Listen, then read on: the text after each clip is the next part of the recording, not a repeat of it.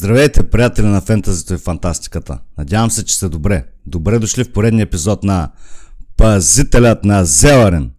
Това е моята научно-фентази история. Няма да се впускам в резюмета в това видео. Ще кажа само, че Дария вече е срещнала лово човека на име Хевлон. Тя е в тялото на лово жена. По-скоро, ако трябва да бъдем точни, на лово момиче. Дария и Хевлон навлизат в чудна гора. Всичко там е гигантско. В сравнение с зеларянските дървета, секвоите са джуджета. Клоните са толкова огромни, че ловочовеците ги използват за вървене.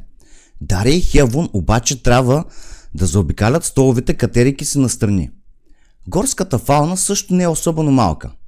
Ще продължа сега с разказа на Дария, защото в моя свят аз съм Дария. 3, 2, 1, да започваме!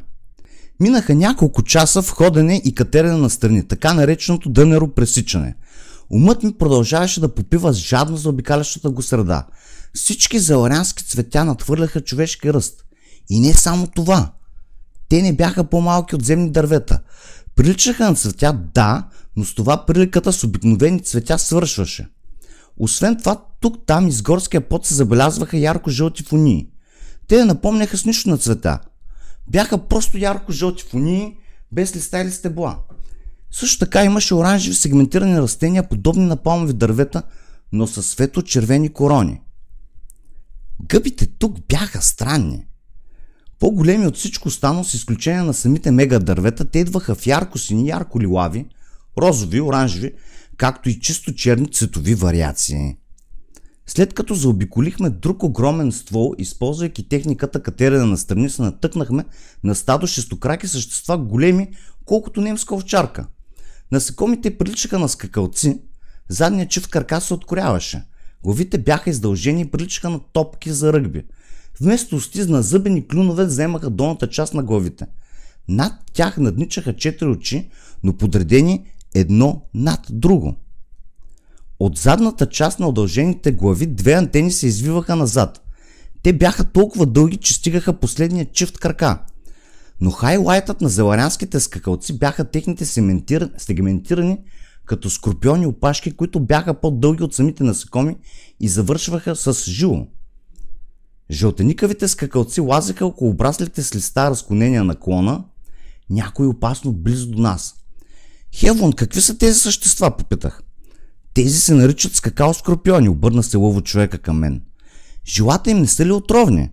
Не можех да се откъсна от лошите асоциации с отравяне, интоксикация и смърт, свързани с скорпионното жило.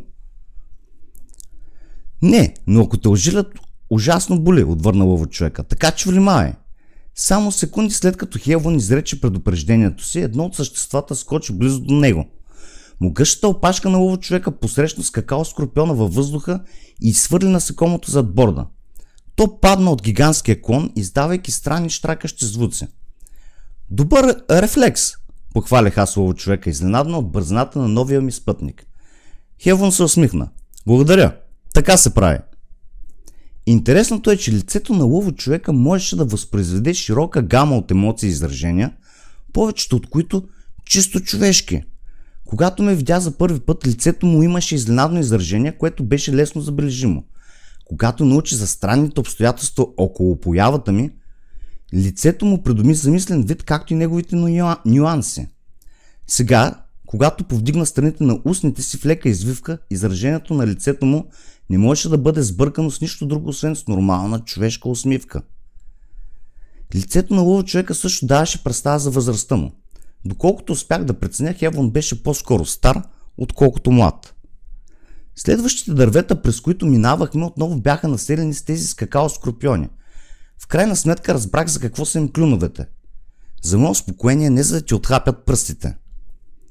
Някои от насекомите просто пълзяха или скачаха безцелно през чутовните клони, но от време на време спираха да ядат листата. Техните назъбени клюнове безпроблемно се справяха с меката листна тъкан. Преминавайки през стадата им, лово човека не пропусна възможността да раздаде правосъдие с ритник или ритник с опашка на приближаващите се към нас скакал скорпиони, разчиствайки по този начин пътя. Изведнъж нещо ме засенчи. Обърнах се, отскочих от страх и започнах да падам. Силна ръка ме сграбчи и ми помогна да се върна на клона. Погледнах нагоре към лицето На лово човека е изпълнено с недоволство. Това е медуза, каза той. Не се притесняй, не е опасна. Поне за нас. Все пак внимай за пипалата. Те са отровни, ясно? Да, отвърнах, взирайки се в колосалното желеобразно същество. То не бе по-малко от балон с горещ въздух. Зеларянската медуза имаше кръгло тяло и бе плоска отгоре. Цветът й бе тъмно лилав, но пипалата, излизащи от средата на дъното й, бяха електриково зелени. Съществото летеше, или по-добре казано се рееше, близо до двойката клони, на които стояхме, грациозно подтягайки пипалата си към нищо неподозиращите скакао скорпиони.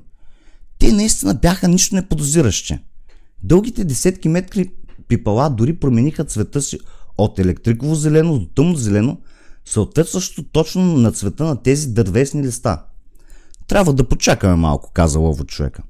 Пипалата издърпаха няколко невнимателни скакао скорпиона и зеларянската медуза бавно отлетя. Изумена я проследих с поглед. Другите скакао скорпиони предвидливо се скриха под листата. Това бе всичко за днес, приятели мои. Ще продължим скоро. Моля, лайквайте, коментирайте и се абонирайте. Да, аз съм поредния просяк за тези неща, но те наистина ще помогнат канала ми да расте. Лек ден!